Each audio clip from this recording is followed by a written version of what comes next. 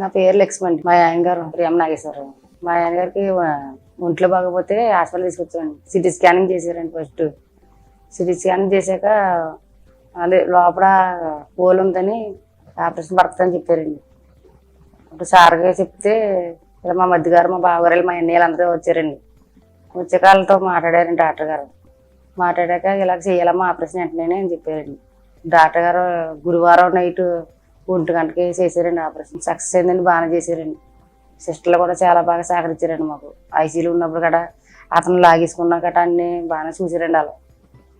ఇది లాగేసుకున్న కోపం కూడా ఏం పడలేదండి. చాలా బాగా చేశారు. ఏం సమాధానం అందంగా చెప్పేవారండి. ఏమడినా సిరపడేవారు కదండి. అసలు బాగా చెప్పారండి. నాకైతే డాక్టర్ గారు ఏమడినా సరే నెమ్మదిగా చెప్పారు.